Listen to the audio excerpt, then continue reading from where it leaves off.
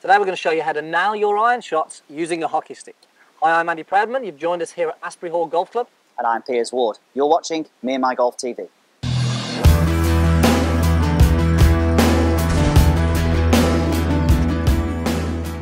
So today we're answering a question from Facebook from Stefan Janssens. Hi Piers and Andy, could you maybe explain why some players, mostly low handicappers, get a piercing flight? I can only get a simple curve. Has this got to do with club head speed? Hope you can make a video about this. Thanks ever so much, Stefan. Now, this is something that we see a lot of, Piers, in terms of the difference in the flight between the lower handicap, the better players, and the average golfer.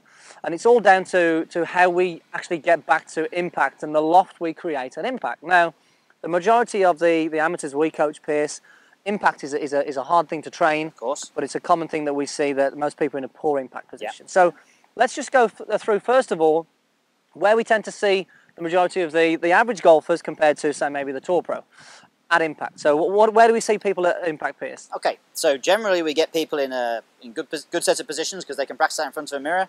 They'll return to the golf ball and they will look very similar. They actually don't get back looking too much different to when they started. So they're in a position here where maybe the handle of the golf club is level with the golf ball. Sometimes the handle of the golf club is behind the golf ball, and that's just not going to be very good for contact. So some people don't actually know that impact is a lot different to setup. Yeah, correct. Yeah. So let's actually, first of all, just show you what impact we want to be in, so how it differs from the setup. Okay, so from setup here, impact on great ball strikers looks a little bit more like that. So as you can see here, we've got the shaft leaning forward, and the biggest difference this creates that lower launch angle because we're actually creating less loft at impact. And that's where we get this more piercing flight, coupled with the fact that normally the better players have got a little bit more club head speed as well. Of course. Sort of 90 miles an hour plus with a 6-iron. Yeah. So this loft that we are creating at impact gives you that more of a piercing, penetrating flight, and that's really the difference. Now, it's not an easy thing to get because normally there's a lot of other factors, Piers, that create impact. A lot of people generally slice the golf ball due to an open club face, so it's hard to get that shaft leaning forward. So the drill that we've got today is going to help train not only a square face, but also this good impact. And we're not going to use a golf club, we're going to use a hockey stick, which sounds a bit strange. So Piers, here we go, hockey stick, and all we need is a large nail. So Piers, I'll let you have that. Right, pop it in the ground? Yep.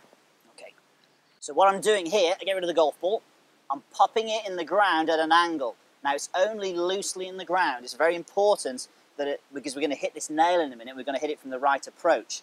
If it's loose in the ground, then it's going to make it a little bit harder and it's going to put an emphasis on you doing this drill correctly, which is important. You'll notice the angle there, I don't know, around about 40 degrees maybe.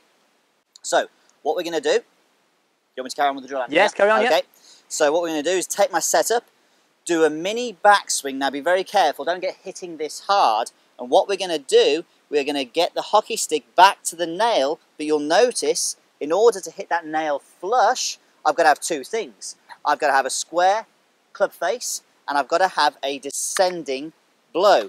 And by getting those two things, we're going to help get that better impact position for sure. So this is going to help nail your irons, Piers. Nail those irons. Literally. So if we were to do a bad one, let's just see what the bad one is first, Piers, or the majority of we see impact. Okay, yep, so we see a little bit of this early release happening. That nail is not going in the ground, it's going popped out the ground.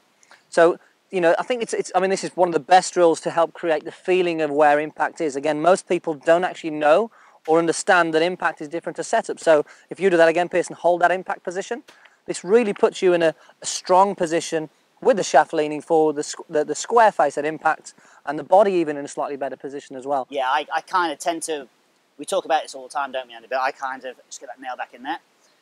I like to really feel that I lead this with a low body. Yeah.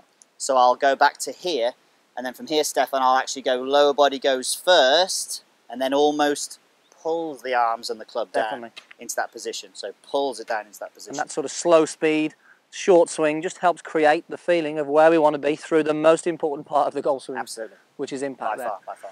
So again, a great drill for you to have a go at without the golf club, something you can do in the garden, at your home, but really going to help give you the feeling and train a good solid impact, and certainly going to have an effect on that ball flight as well. Yeah, absolutely. So Stefan, hope that answers your question. Post your comments underneath. Let us know what you think about that. And if you've got any more questions, then please post those too. Thanks for watching, guys. We'll see you next time on Me and My Golf TV.